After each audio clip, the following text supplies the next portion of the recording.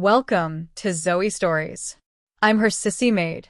I never meant for anyone to find out. The ritual started as something private and quiet, like a small candle in a dark room. After a long day at the clinic, I would lock the door, breathe out the fluorescent hum of the hospital, and slowly become someone else. It began with one borrowed lipstick, a risky whisper of color on the back of my hand that felt forbidden and perfect.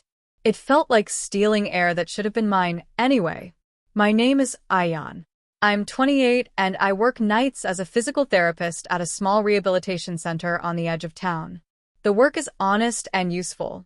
I help people relearn steps after strokes, teach them balance, remind them of the body's stubborn kindness. By day, I wear scrubs and a tired smile, and I am sensible, measured, practical. By night, I am careful in a different way. I become softer.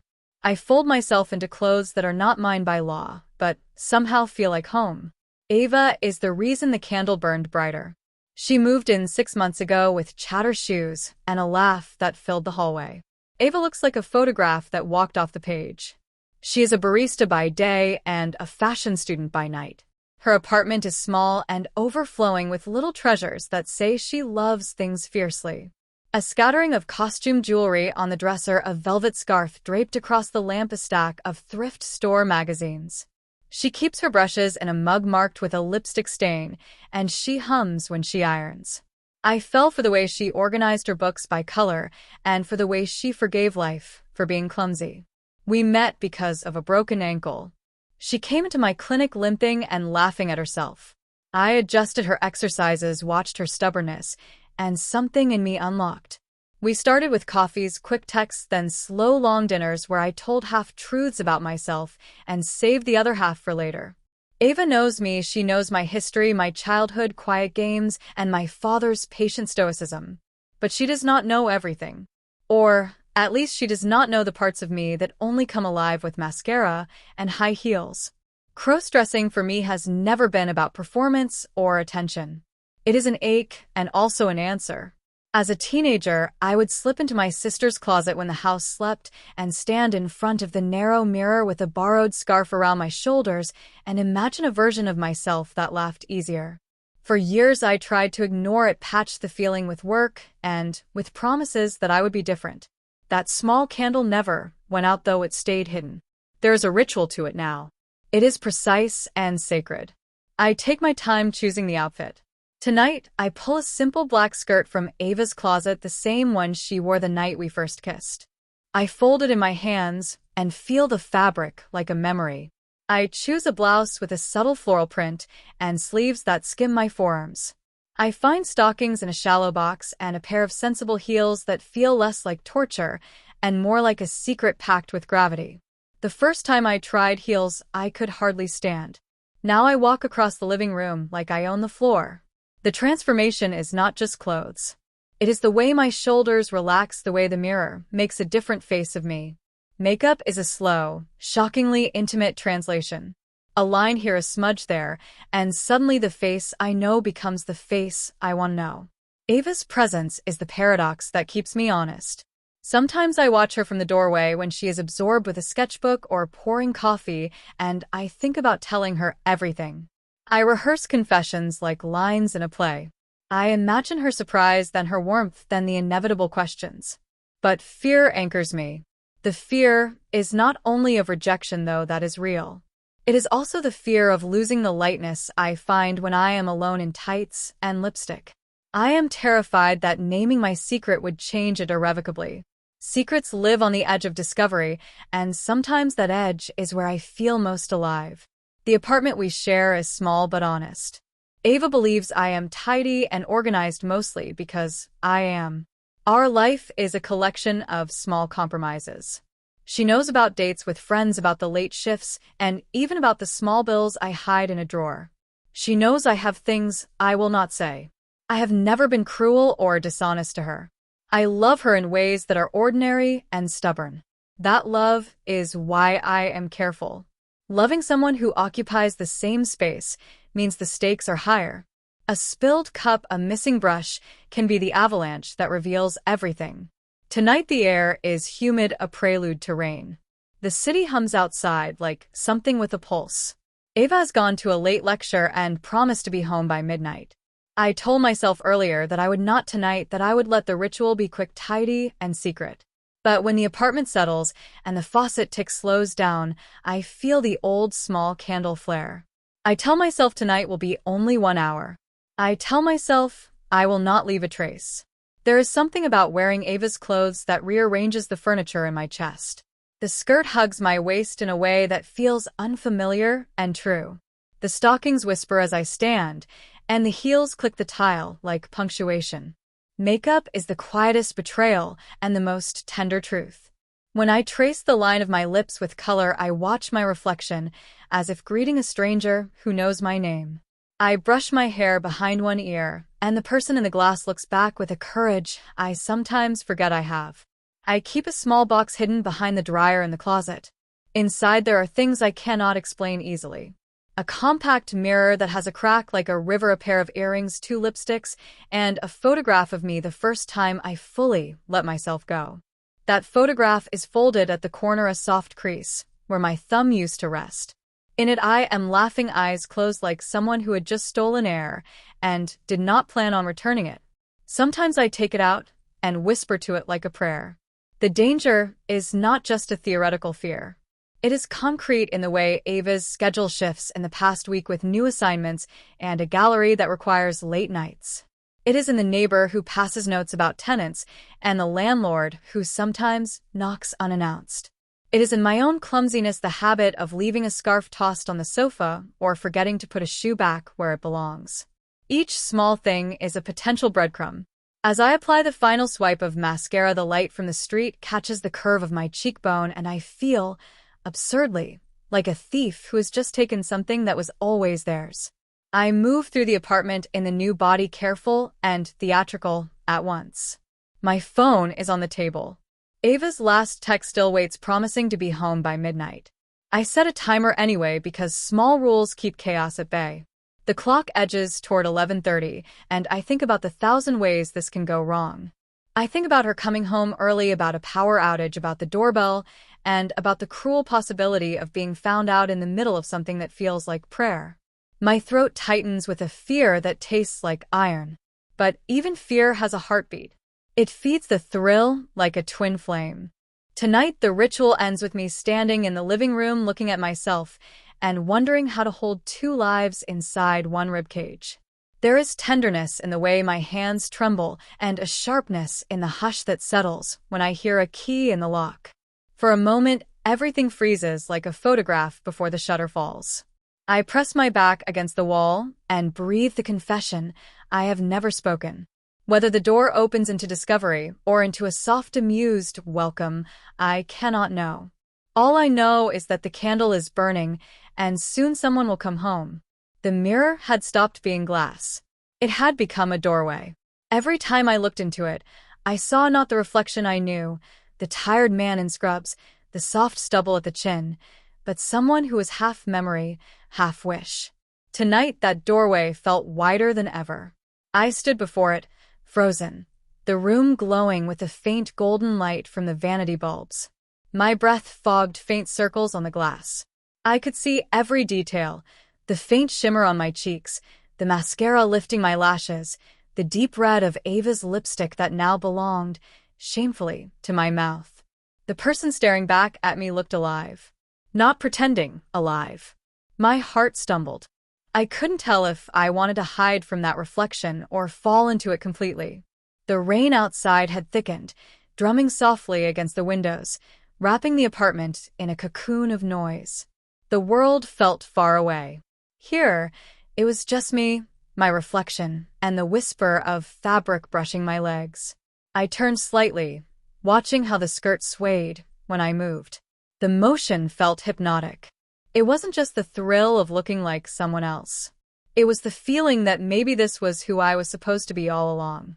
Every brushstroke of makeup, every piece of clothing felt like reclaiming something I had lost, or perhaps something I had never dared to claim before. But behind the beauty, behind the calm, was a quiet, crawling panic. Because this wasn't a private dressing room. This was Ava's home, our home. and her clothes were wrapped around my body like evidence. My gaze moved to the dresser. On it sat her perfume bottle, the one she wore every morning. Rosewood bloom. I had watched her spray it on her wrists, 1, 2, and then dab it behind her neck with that soft, knowing smile. My hand reached for it without permission. One press. A gentle mist. The scent filled the air immediately, sweet, feminine, dangerously hers. I closed my eyes. For a second, I imagined her standing behind me, her chin resting on my shoulder, her fingers tracing the neckline of her blouse, the one I was wearing now. Would she smile? Would she tease me? Or would she pull away, disgusted? That thought alone made me open my eyes again, heart racing. I moved to the living room, heels clicking softly against the wooden floor. I didn't feel like an intruder, not yet. I felt like a ghost haunting my own life. The mirror in the hallway caught my reflection again, this time smaller, distant. I stopped and stared. From this angle, with the dim lamp glow behind me, I looked believable, convincing. If someone walked through that door right now, would they recognize me? Or would they mistake me for a stranger? The thought made my breath hitch. I walked closer to the mirror, pressing my palms to the frame. "Who are you?" I whispered. The voice that came back was softer, higher. I didn't even sound like myself anymore. Then came the sound. A ping. My phone buzzed on the counter. The vibration echoed like thunder. My whole body jerked. I turned, heart pounding, and saw the screen light up. Ava. "Hey, babe. Class ended early. Coffee shop's crowded, so I'll just come home and work here. See you soon." The words slammed into me like cold water. See you soon. How soon? I muttered aloud, walking toward the phone as if it were a bomb. I checked the time, 10:24 p.m. She had said midnight before. She must have left already. The coffee shop was barely 10 minutes away. My hands started trembling. I looked around. The makeup, the clothes, the shoes. The perfume. Oh God, the perfume. The smell lingered everywhere now. I darted back to the bedroom. "Okay," I whispered to myself. "You can fix this. You always fix this." I began pulling open drawers, searching for makeup wipes. My hands fumbled over compacts, brushes, lipstick tubes. My fingers left smudges everywhere. My breath came fast, uneven. The apartment suddenly felt smaller. Every second felt louder. I wiped at my cheeks too hard, smearing foundation down my jawline. My eyes stung from mascara. I looked half-made, half undone, caught between two people. The sound of rain outside grew heavier, as if the world was mocking my panic.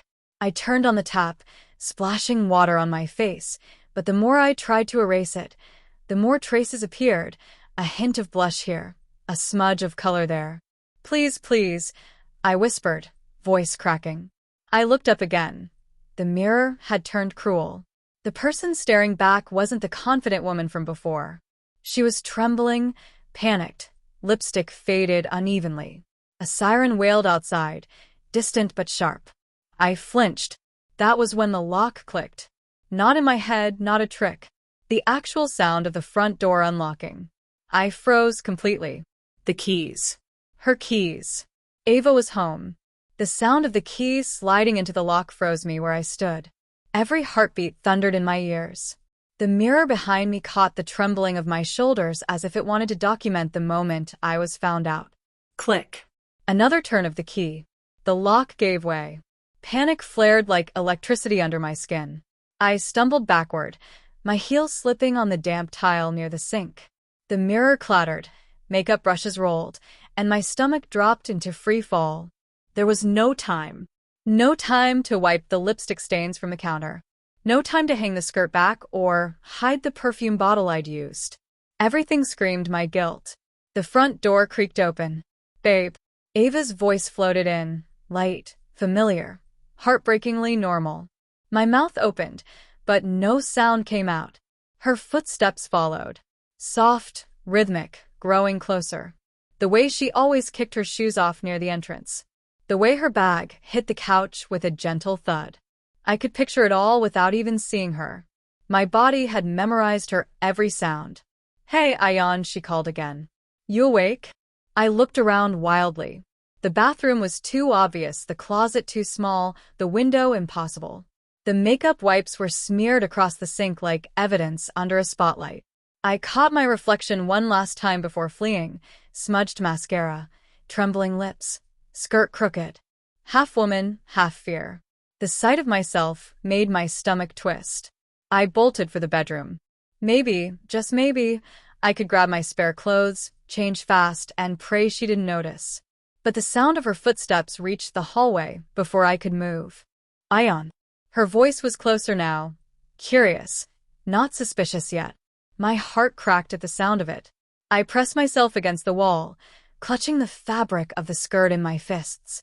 I could smell the perfume still hanging in the air, her scent, my crime. Hey, she called again, a soft laugh in her voice. I thought you said you were working late. I shut my eyes, throat tightening. My voice wouldn't work. The lies I'd practiced, all the casual excuses I'd built, suddenly vanished. There was nothing left but the raw, awful truth between us, and a door that couldn't save me. Her shadow stretched into the hall before she did, a shape I knew too well. Then her face appeared, damp hair from the rain, eyes bright from the cold outside. She looked beautiful, and I wanted to disappear. She stopped mid-step. The moment lasted forever. Her gaze drifted from my face to the skirt, to the trembling hands clutching it. Her eyes flicked to the faint red stains still on my lips. And then the smallest wrinkle of confusion crossed her forehead. Ayan, her voice softened, careful now. What are you wearing? The question wasn't cruel. It was tentative, almost gentle, but it hit like a bullet. I couldn't speak. I tried to form words, explain, apologize, deny, but my mouth refused. My reflection in the hallway mirror betrayed me completely, a man painted into a lie. Ava blinked once, then twice. Is this, she started, but the sentence broke in middle. I can explain, I blurted, too fast, too late. The words stumbled out like falling glass. It's not what it looks like. Her eyes flicked over me again, and a faint, disbelieving smile tugged at her lips, not out of mockery, but confusion. Ayan, she said slowly, it looks like you're wearing my clothes. The rain outside filled the silence that followed. My throat felt dry. It was a joke, kind of. The lies tasted bitter. Even I didn't believe them. She crossed her arms, not angry, not yet. Her eyes were searching, scanning my face for something, an explanation, a truth. You just what? I wanted to see, I whispered. The words slipped out before I could stop them. Simple, bare, and more honest than anything I'd said all night. You wanted to see? She repeated, her tone softer now. See what? I swallowed hard. The air between us was charged, fragile. What it feels like, I said, to be different. For a moment, neither of us moved. The rain kept talking for us. Then, to my shock, Ava didn't yell. She didn't walk away. She just exhaled, slow, long, like she was piecing it together. You mean like, she began, lowering her voice, cross-dressing? The word hung heavy between us. I couldn't even nod. She looked at me for what felt like an eternity, eyes flicking between embarrassment and understanding. Then she stepped forward. Hey, she said softly. It's okay. Just come sit down, okay? Her tone was calm, too calm. I didn't know if it was kindness or the quiet before the storm. I hesitated. My knees wobbled. When she guided me toward the couch, I followed like a ghost. My heart wouldn't slow down. I felt like every nerve in my body was exposed. We sat. The perfume smell still clung to me, wrapping the room in undeniable evidence. Ava folded her legs, studying me carefully. So, she said finally, how long have you wanted to do this? The question pierced straight through me. I couldn't meet her eyes. A while, I admitted quietly. She tilted her head. And you never told me because I didn't want you to look at me differently. For the first time since she'd walked in, she smiled, faintly, sadly. Ayan, she whispered, I already look at you differently. Just not the way you think. The words should have been comforting. Instead, they scared me. Because there was something in her tone I didn't understand, something curious, maybe even testing. Her hand brushed the skirt, just slightly. This actually looks good on you. My breath hitched. Was she mocking me? Or did she mean it? Her eyes gleamed with something I couldn't name. You said you wanted to see what it feels like? I nodded, wordless. Then maybe, she said slowly, you should see it properly. The night of the office party arrived faster than I could process. My nerves were on fire. I had avoided mirrors all day, terrified to see what Sarah might have planned for me. But she texted in the afternoon. Meet me at my apartment at 6. You'll thank me later. Trust me. When I arrived, Sarah opened the door with a smirk. She looked stunning. Tight red dress, hair curled, perfume filling the room. Behind her, on the couch, sat a garment bag and a makeup kit big enough for a movie set. Tonight, she said, you're not going as you. You're going as her. I froze. As who? Sarah grinned, unzipping the bag. Inside hung a sparkling, sequined cocktail dress, soft pink with off-shoulder straps. Beneath it, I could see heels, a wig, and jewelry that shimmered under the light. No way. Absolutely not. I muttered, backing away. She folded her arms. You owe me, remember? You promised you'd do anything if I helped you avoid HR after that client fiasco. I swallowed. That was true. She'd saved my job when my careless mistake almost cost the company a deal. Look, she continued, the theme is be someone else. Everyone's dressing up. You'll just stand out more than usual. Her tone was teasing, but I could see the fire in her eyes. Half challenge, half curiosity. It wasn't just a prank for her. She wanted to see how far I'd go. And somehow part of me wanted to find out too. The transformation took hours. She started with my face, her fingers brushing over my skin as she applied foundation and contour. You've got surprisingly soft features, she murmured, almost admiring. I try not to blush as she added eyeliner, eyeshadow, and a subtle shimmer that made my eyes look larger.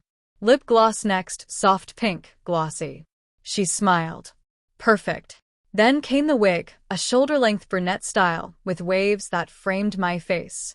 Now, the fun part, she said, holding up the dress. Slipping into it felt wrong, and right all at once. The fabric was cool against my skin, the zipper tight at my back. She adjusted the straps, then handed me a pair of heels. Walk, she ordered. I stumbled. She laughed. No, hips. Small steps. Like this. Watching her sway across the room, then trying to mimic her, I felt ridiculous, but when I caught a glimpse of myself in the mirror, my heart stopped. The reflection wasn't me. It was her. Say hello to Samantha, Sarah said proudly. You'll thank me later. The office party was held in a rooftop bar overlooking the city. The lights twinkled below, music pulsed through the night, and laughter filled the air. When we arrived, everyone turned. Conversations paused. I felt heat rise to my cheeks, but Sarah whispered, Relax. You look incredible. Some of my coworkers didn't even recognize me at first. Mark, from accounting, whistled. Who's your friend, Sarah? She smirked. Oh, this? This is Sam's date. Mark's jaw dropped. You're kidding. I smiled awkwardly, trying to play along, but my heart raced. Nobody could know. Nobody could recognize me. But as the night went on, something shifted. I started laughing more, dancing, even flirting just a little with a guy who kept offering me drinks. The more I relaxed, the more natural it felt. For the first time, I wasn't invisible. I wasn't boring Sam for my tea. I was Samantha, confident, mysterious, alive. Sarah kept watching me, half amused, half amazed. At one point, she leaned close and whispered, You're actually pulling this off. I whispered back, Don't sound so surprised. But then everything changed. As I turned to grab another drink, I saw my boss, Mr. Collins, across the bar. His eyes locked on me. He started walking over, smiling politely. Panic hit me. If he recognized me, I was done. Good evening, he said, offering his hand. I don't believe we've met. I'm Richard Collins. My throat went dry. I forced a smile, shaking his hand lightly. Samantha, I whispered, trying to keep my voice soft. Well, Samantha, you look lovely tonight. Are you new to the company? Sarah stepped in. She's with me, Richard. Just visiting. He smiled and nodded, thankfully moving on. I exhaled shakily. Sarah grabbed my hand. Relax. You're fine. But the truth was I wasn't. Because as the night continued, Mr. Collins kept glancing my way. Watching. Observing. And something in his expression told me he knew more than he was letting on. When we left the party, the cool night air hit me like a shock. My heart was still pounding. Sarah grinned. See? Told you it'd be fun. Fun. I snapped, though I was half smiling. You nearly gave me a heart attack. She laughed, looping her arm through mine. You were perfect. Nobody had a clue. I wanted to argue, but deep down, I knew she was right. That night, lying in bed still half in makeup, I couldn't shake the image of myself in that dress. The way people looked at me. The way I felt. Powerful. Free. Terrified. And in that confusion, I didn't notice the text from my boss that arrived at 2 a.m. Samantha, I'd like to talk. There's something we need to discuss. RC. I stare at the text from Mr. Collins like it was a live wire. Samantha, I'd like to talk. The words burned across the screen, each one heavier than the last. My stomach twisted. Talk. About what? Panic rose in waves, leaving me breathless. Was he going to expose me? Was this the night my secret became public? I tried to breathe slowly, counting to 10, but my mind raced faster than my heartbeat. I replayed the office party in my head. Each glance, each whisper, each fleeting smirk suddenly felt loaded with significance. Could anyone have noticed the slightest hint that I wasn't who I pretended to be? Sarah was already asleep, sprawled on the couch like nothing in the world could touch her. Meanwhile, I couldn't stop imagining Mr. Collins standing over me in the office tomorrow, his eyes narrowing, analyzing, judging. I forced myself to think rationally. He probably doesn't know. He probably just wants to compliment Samantha and figure out who she is. But my hands wouldn't stop shaking. I paced the apartment, heels clicking faintly on the hardwood floor. Each step echoed in the quiet room. I couldn't stop picturing myself at work, in the dress, in the makeup, and the horror of someone recognizing me. The thrill I had felt at the party earlier now twisted into sharp fear.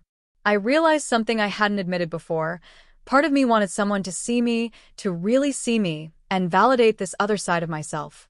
But the other part of me, the terrified part, wanted nothing more than to hide, to crawl into my old scrubs and pretend nothing had ever happened. I couldn't have both. I sank onto the couch, tugging the skirt slightly over my knees, and ran my fingers through my hair. The wig felt heavier now, a reminder of the persona I had created. Samantha was alive, vivid, daring, but the weight of keeping her a secret pressed down on me. Then my phone buzzed again. Another message from Mr. Collins. Can we meet tomorrow morning? It's important. RC. I froze. My stomach dropped. Important. I whispered aloud, voice barely audible. The words sounded like a hammer, driving the fear deeper into my chest. I tried to imagine scenarios. Was he going to confront me about the office party? Had someone figured out my secret? Or worse, was he simply curious, and my entire cross-dressing life would be exposed in one terrifying conversation? I thought of Sarah, the way she had pushed me into the dress, the way she had encouraged me to embrace Samantha. My heart clenched with guilt. If anyone finds out because of her, I shook my head, trying to focus. I had to prepare. I had to think ahead. I needed a plan. But the apartment offered no solace. The faint scent of perfume lingered in the air, a reminder that Samantha existed, that I couldn't erase her presence. Every corner, every reflection, every piece of clothing screamed at me, "This is who you are right now. You can't hide." I glanced at the full-length mirror by the closet. My reflection stared back, eyes wide and panicked. The mascara smudged slightly from the heat and nerves. The lipstick faded unevenly. The skirt, the blouse, the heels, all screamed visibility. I ran a hand over my face, trying to smooth out the fear that seemed to be etched into every feature. "You can do this," I whispered. "You can keep this secret. You have to." Then I thought of Ava. Her presence had always been the anchor to my sanity, the only person who could make me feel safe even as Samantha came alive. But she was asleep now, oblivious to the storm of anxiety tearing through me. I envied her ability to rest, to trust the world around her. I couldn't. Hours passed, each minute stretching the tension tighter. I imagined every possible scenario with Mr. Collins tomorrow, him recognizing me, questioning me, laughing at me, or worst of all, exposing me to the rest of the office. The fantasy spiraled, a nightmare of my dual identity colliding with reality. By the time I finally managed to fall asleep, it was nearly 4 a.m. My dreams were a blur of mirrors, heels, makeup, and stares, every one of them accusing, questioning, judging. Samantha danced through the chaos, a ghostly figure I couldn't fully grasp, yet couldn't abandon. I woke hours later with a start. The morning light filtered weakly through the curtains. My phone buzzed. Another message, this time from Ava. "Coffee downstairs? You look exhausted." I exhaled shakily. She didn't know. Not yet. But the threat of exposure loomed, a shadow stretching across the day ahead. Every step I took, every word I spoke, every gesture, it would be a careful dance. One misstep, one glance from the wrong person, and the delicate illusion of Samantha would shatter. And somewhere deep inside me, a part of Samantha wanted that risk. The part of me that had worn the dress, the heels, the makeup, and felt alive in ways I had never known. The morning sunlight was cruel. It spilled through the blinds, painting stripes across the floor, across me, across Samantha. I couldn't hide anymore. Not from the world, not from myself. The heels I had left by the closet the night before seemed heavier this morning, as if reminding me that each step I took would echo the truth I had tried to bury. Ava's text still hummed in my mind. "Coffee downstairs? You look exhausted." Exhausted. That was an understatement. I hadn't slept properly in hours. My body ached from nerves, excitement, fear, and something else I didn't want to name. Samantha's presence in my life was no longer a secret, not fully. She lingered in every movement, every thought, every reflex. I stood in front of the mirror, staring at myself, tracing the curve of the skirt, the sharp arch of the heels, the way the blouse clung to my shoulders. Could I really do this? Could I keep up the act if someone suspected? The doorbell rang. My stomach dropped to my knees. "It's him." I froze. My reflection stared back, wide-eyed, trembling. Samantha's lips, now soft pink and glossy, parted in silent panic. I took a shaky breath, reminding myself, "You've done this before. You can handle it." I opened the door. Mr. Collins stood there, tall, imposing but not hostile. His eyes, sharp and calculating, scanned me quickly. Then he smiled. "Good morning, Samantha," he said. I swallowed hard, forcing myself to smile. "Good morning, sir." He stepped inside, his gaze not leaving me. I could feel it probing, weighing, testing. "I wanted to talk about last night," he said, voice calm but carrying an edge that made my knees quiver. Oh God. My mind raced. What could he possibly want to discuss? Exposure? Recognition? Or something else entirely? "You looked confident," he continued, eyes flicking briefly to the heels. "Different but confident. There's something admirable about that." I blinked, unsure how to respond. "Thank you, sir," I whispered. He nodded. "I can see it's not easy, embracing who you are, presenting yourself in a way that defies expectations. But it's effective. Powerful." My chest tightened. Powerful? Me? "However," he added, and my heart lurched, "there are consequences. People notice. People judge. And we have work to do." I nodded, trying to keep my composure. He wasn't angry. Not yet. But there was a storm in his words. He handed me a folder. Inside were photos from the party, every angle captured, every movement noted. My heart raced as I realized how much had been recorded, how little room there was for error. "You'll be representing the company more often," he said, "and I need to know you can handle dual roles." My stomach churned. Dual roles? Did he know about Samantha? Or was this some strange way of acknowledging my confidence, my transformation, without naming it? Before I could answer, Ava appeared at the top of the stairs. Her eyes widened at the sight of Mr. Collins in the apartment. But then she glanced at me, at Samantha, and smirked faintly, almost knowingly. "Coffee, breakfast, and a little pep talk?" she teased. The tension in the room shifted. I realized something crucial. I wasn't alone. Ava knew more than I expected. Perhaps not everything, but enough to support me. Enough to make the fear of exposure bearable. Mr. Collins nodded toward her. "Your friend seems capable of handling herself." She laughed softly. "Oh, she's very capable." I wanted to laugh, too, to feel normal. But the weight of dual identities pressed down. I was Ion, the nervous, secretive man. And I was Samantha, confident, alluring, exposed. I realized the truth. Tonight, I wouldn't just survive as Samantha. I would have to master her. Every step, every gesture, every smile had to be perfect. Otherwise, everything would crumble. And so I took a deep breath, straightened the blouse, adjusted the skirt, and stepped forward. Samantha had her first real test. The sun had barely risen, but my nerves were already frayed. Every tick of the clock echoed like a drum, counting down to the moment I'd face the consequences of being Samantha in a world that only knew Ion. Mr. Collins had left the apartment, but his words hung in the air like a storm cloud. "Dual roles. Handle yourself. People notice." I couldn't stop replaying them, turning them over in my mind. Each repetition made my heart race faster.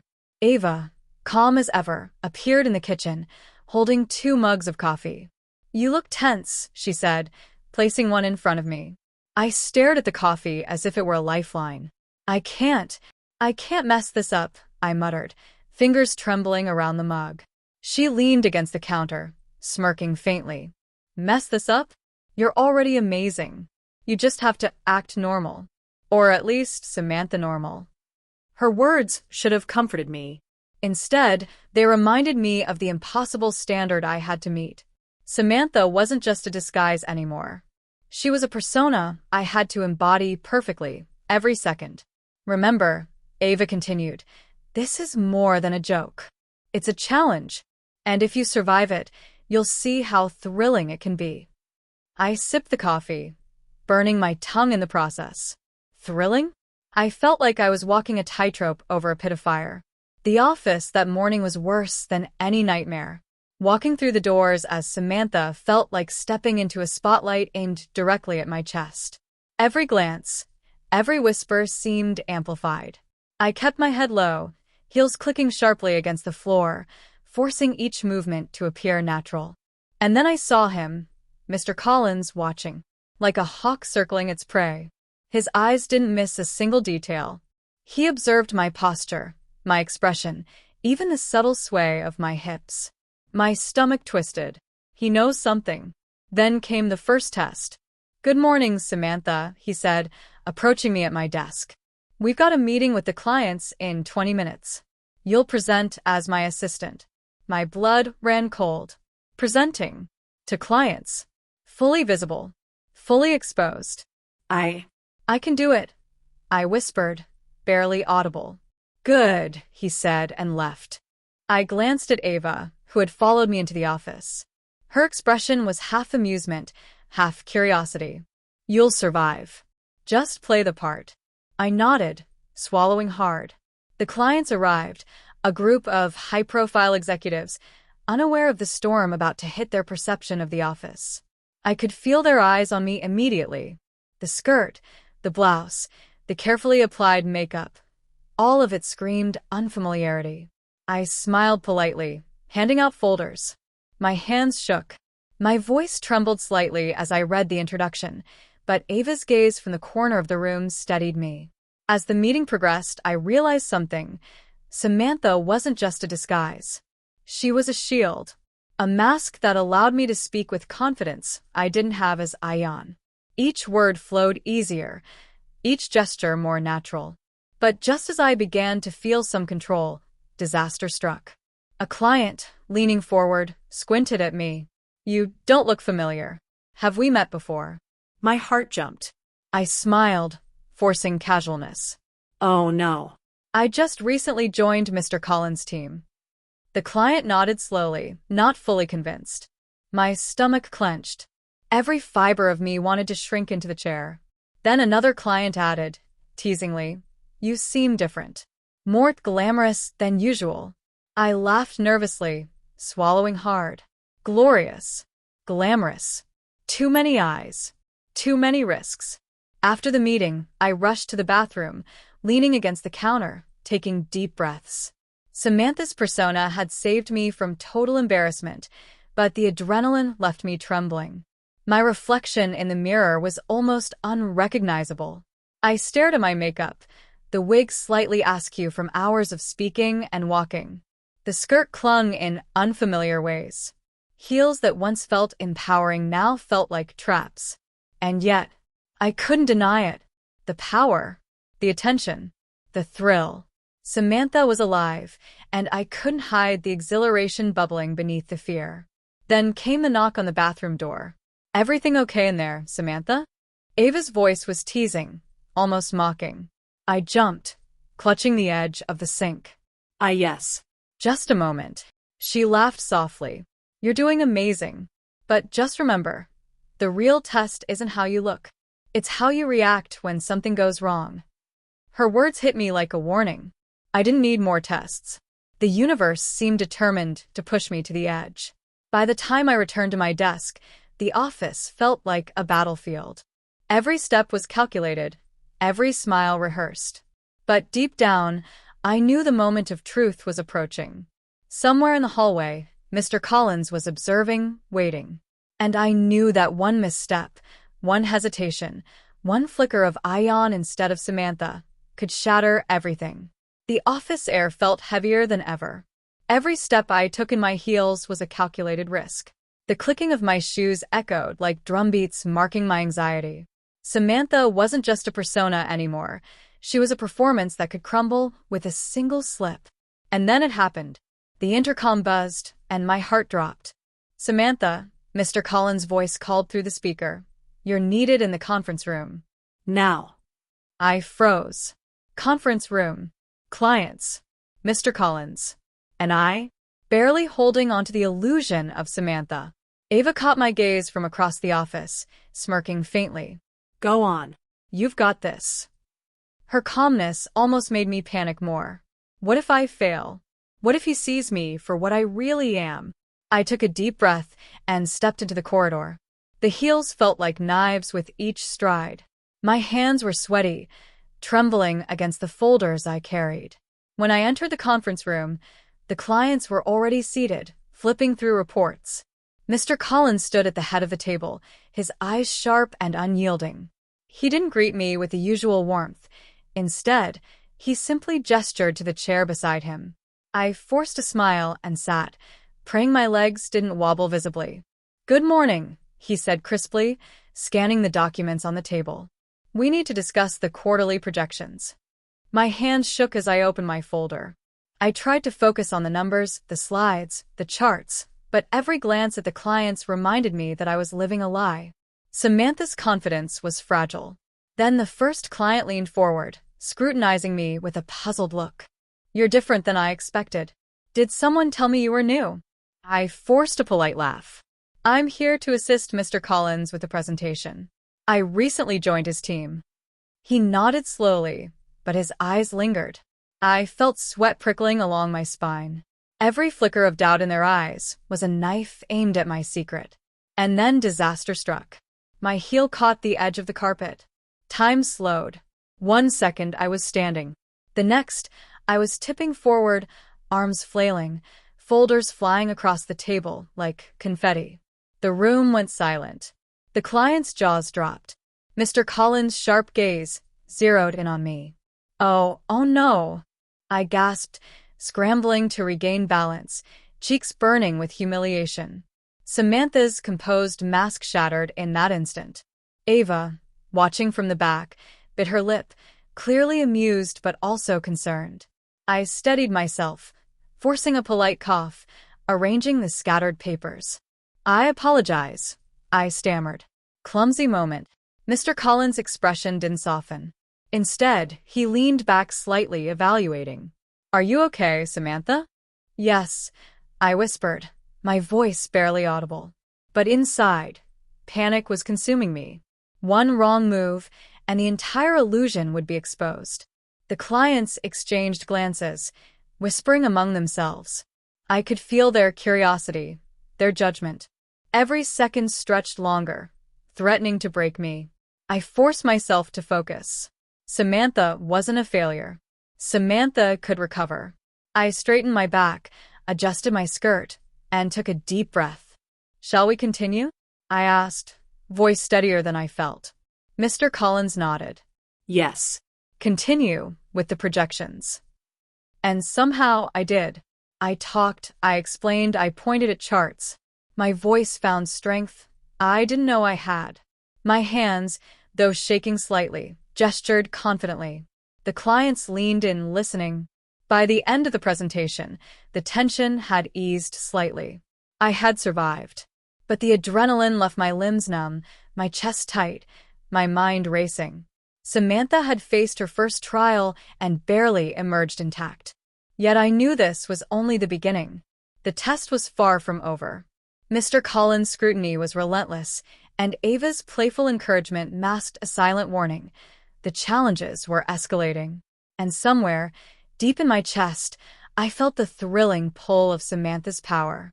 The part of me that had feared exposure also craved the challenge, the tension, the dance of living two identities at once. Because this wasn't just about survival anymore. It was about mastery. The office had quieted down after the morning's presentation, but the calm was deceptive. I could feel it in the way Mr. Collins lingered near the doorway, his eyes scanning me like a hawk. Every step I took, every movement of Samantha's hips, was under scrutiny. I thought I had survived the first test. But the universe, it seemed, had other plans. The intercom buzzed again. My stomach sank. "Mr. Collins, there's someone here to see you. A client from the conference yesterday. Requests immediate consultation." I froze. My mind raced. Immediate consultation? Now? Here? Sarah, no. Ava had trained me for confidence under pressure, but this felt different. This wasn't a presentation or a staged party. This was unpredictable. Real-time exposure. I swallowed, adjusting Samantha's skirt, tugging at the blouse to make sure everything looked natural. My hands were sweaty, my heart pounding like a drum. The visitor arrived moments later, and the sight of them made me gasp inwardly. It was Rajiv, a senior executive who had attended the party last night. The one whose sharp eyes seemed to notice everything. His gaze immediately landed on me, and I could feel my face flushing. He smiled politely, but there was a glint in his eyes. Curiosity, suspicion, amusement, all at once. Samantha," he said smoothly, stepping into the office. "You were quite impressive last night. And this morning, even more unusual." My pulse spiked. Unusual. That word was a dagger. I forced a smile. "Thank you. I'm just here to assist Mr. Collins with the presentation." Rajiv tilted his head, his eyes never leaving mine. "Indeed. But I must admit you stand out. More than most of the staff, in fact." I laughed nervously, shifting slightly in my heels. Each movement felt heavy, dangerous. I could feel the precariousness of Samantha's persona teetering on the edge. Mr. Collins intervened smoothly. "Rajiv, Samantha is here to help manage the project details. Shall we proceed with the discussion?" Rajiv's gaze flicked briefly to Collins, then back to me. "Of course." I exhaled silently, trying to calm the storm inside.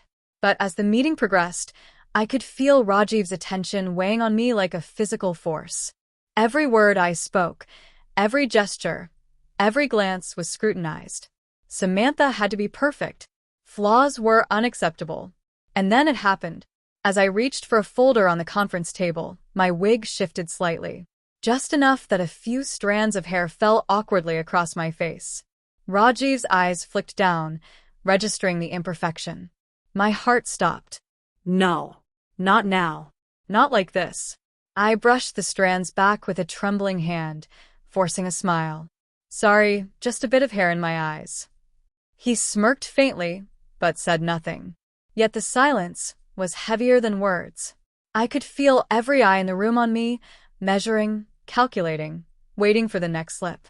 After the meeting, Rajiv lingered. You handle pressure well, he said quietly, leaning slightly closer. I can see there's more to you than meets the eye. Very intriguing. I forced a polite smile, my chest tightening. Intriguing.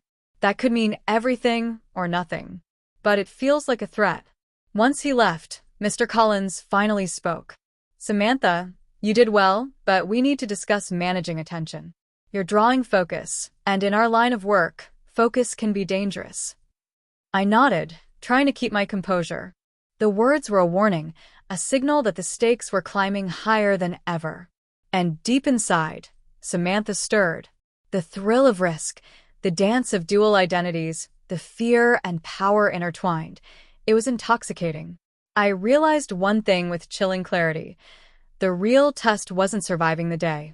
It was surviving the scrutiny of those who could see through Samantha. The afternoon dragged on like a storm cloud.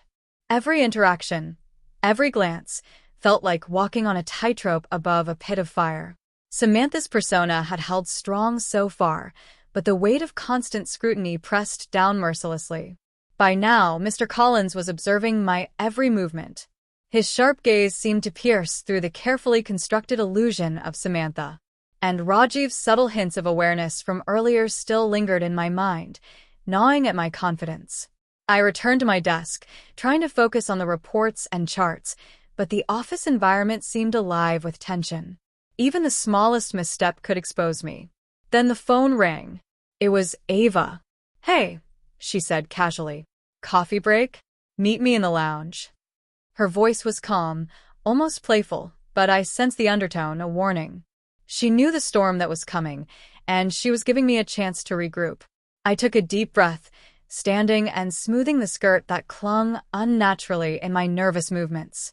Every step in my heels felt like stepping on a tightrope. The lounge was quiet, dimly lit. Ava leaned against the counter, sipping her coffee. You're sweating, she said, smirking. Relax, Samantha. You've got this far. I shook my head. I don't think you understand, they're watching me. Collins, Rajiv, everyone. One wrong move. One wrong move and what? She interrupted sharply, leaning closer. You'll survive. You always do. But you need to own Samantha, not just hide behind her. Her words struck deep. She was right. I had been surviving, reacting, trembling under the pressure. But to truly master this, I had to step forward. Not as Ayan pretending to be Samantha. Not as a scared man in heels. But as Samantha herself, confident, deliberate, commanding. The moment of truth arrived faster than I anticipated. Mr. Collins summoned me to his office again, this time with Rajiv present. You've done well, Mr. Collins began, voice calm but commanding. But I need to test your ability to manage unpredictable situations. I swallowed hard. I understand. Rajiv's eyes glinted with curiosity. Indeed. Let's see how you handle pressure. Mr. Collins handed me a pile of contracts and reports, and in a sudden twist, requested I present them without preparation to a small group of executives waiting in the adjacent room. My heart leaped into my throat. Unprepared. Exposed. Public. Ava's voice echoed in my mind. Own Samantha. I took a deep breath, adjusted my blouse and skirt, and walked toward the conference room. Every step was a battle. Every click of my heels sounded like a warning. The executives were waiting, their expressions a mix of curiosity and expectation. I set the reports on the table and cleared my throat. Samantha had to emerge now, not Ayan hiding under makeup, but a persona that commanded attention. I started speaking, cautiously at first, then gaining confidence as I navigated the discussion. My words flowed, gestures became fluid, and my composure strengthened with each passing minute. And then, disaster. A folder slipped from my hands, spilling contracts across the table. Hearts skipped beats. Eyes widened. Rajiv leaned forward, a smirk playing on his lips. I froze. But instead of panicking, I remembered Ava's words. Own Samantha. I bent gracefully, picking up the papers with a fluid motion that drew gasps of admiration rather than judgment. My voice, steady and confident, continued the presentation. Every word, every gesture, every step was deliberate. By the end, the room erupted into applause. Even Rajiv's smirk softened into genuine approval. I exhaled deeply, legs shaking, but a triumphant smile broke across my face. Samantha had survived, and for the first time, she had thrived under pressure. But the storm wasn't over. As I returned to my desk, Mr. Collins called me aside. His expression was unreadable. You've shown resilience, Samantha. But remember, power attracts attention, and attention can be dangerous. Be vigilant. I nodded, understanding the unspoken warning. The dual life I had built as Samantha was exhilarating, intoxicating, and perilous. Every triumph carried the shadow of potential exposure. Yet beneath the fear, a spark of exhilaration flickered. Samantha wasn't just a disguise. She was strength. She was identity. She was survival. And I was only beginning to understand her power.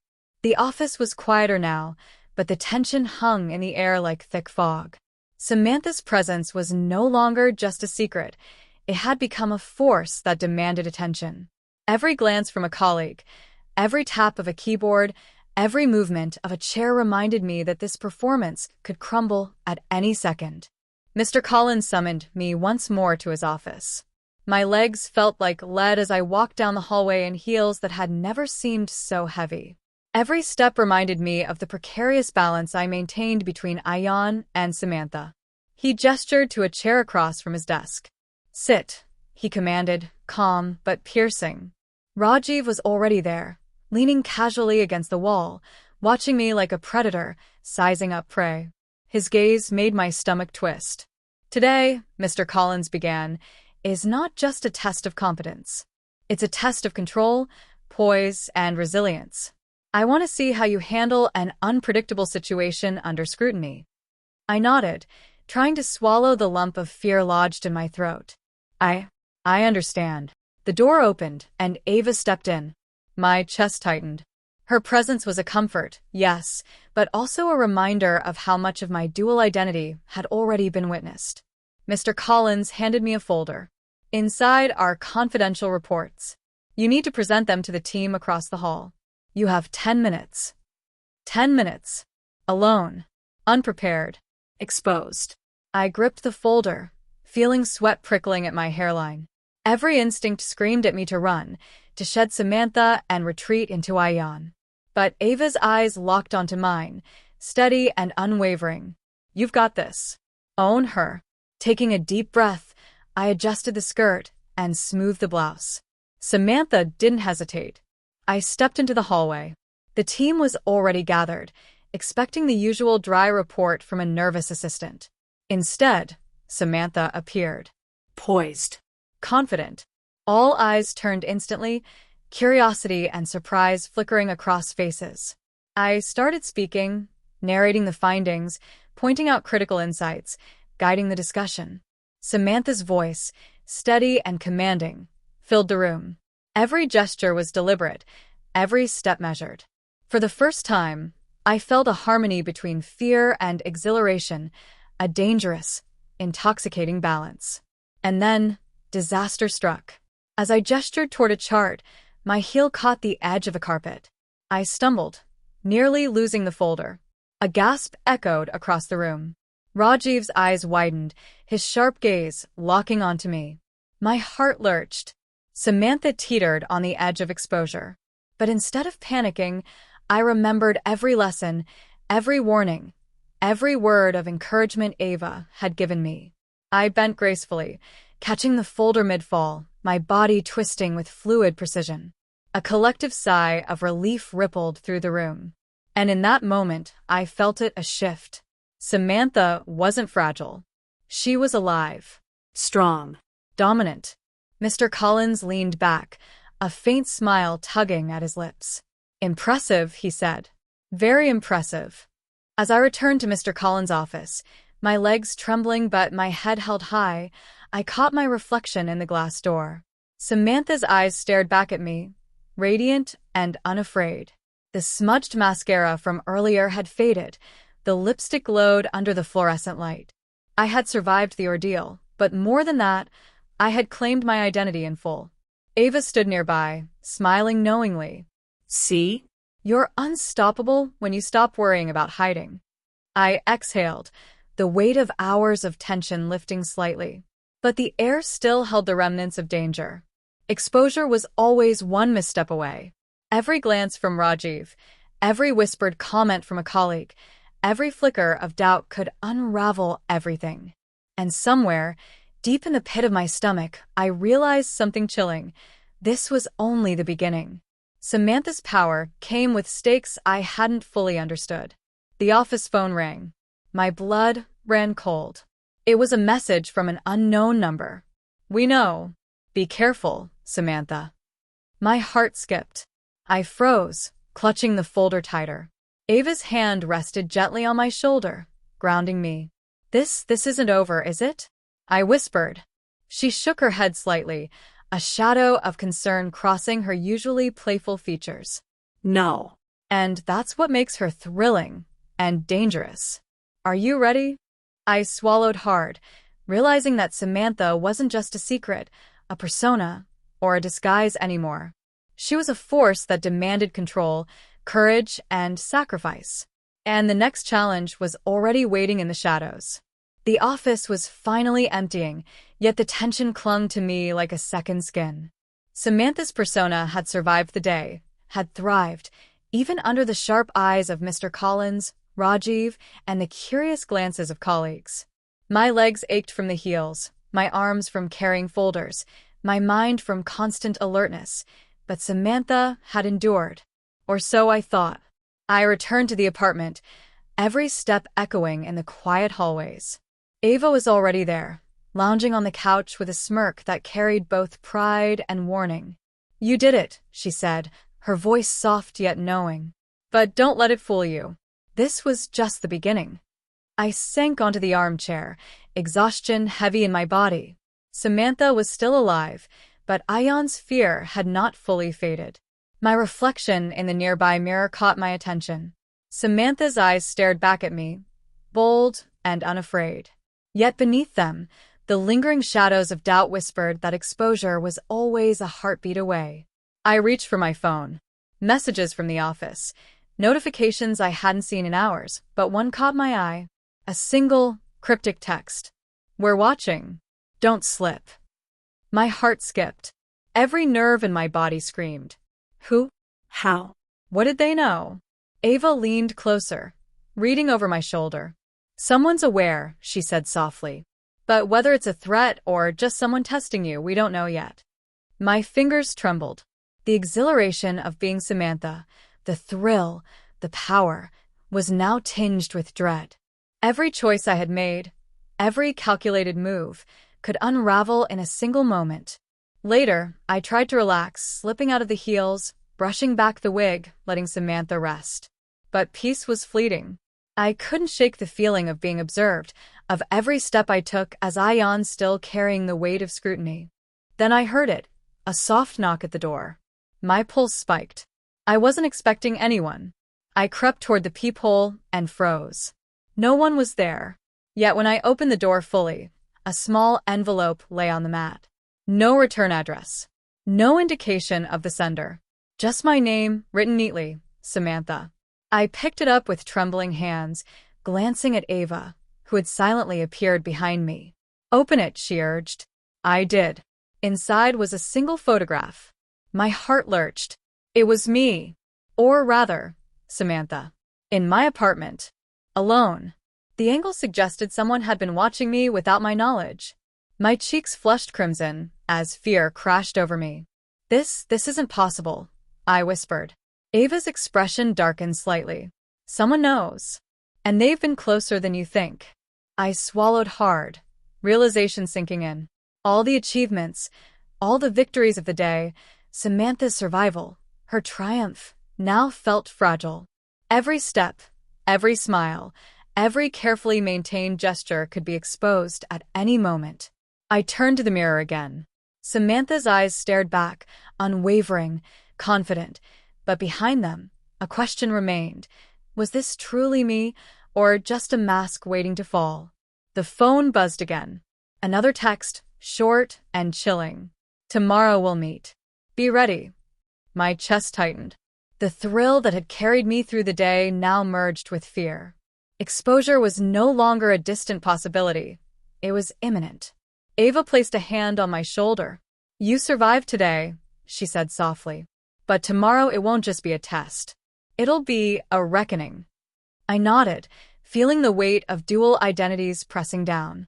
Samantha was alive, powerful, and undeniable, but the shadows of exposure loomed, threatening to undo everything. And in that moment I realized the next chapter would decide not just who I was publicly, but who I was inside. Samantha? Or something else entirely? The camera of my mind lingered on the photograph again. Someone had seen me. Someone had documented my transformation. And I knew, with terrifying certainty, that nothing would ever be the same. The screen faded to black in my mind, leaving only the pounding in my chest and the single, haunting thought. Who is watching Samantha, and will she survive what comes next?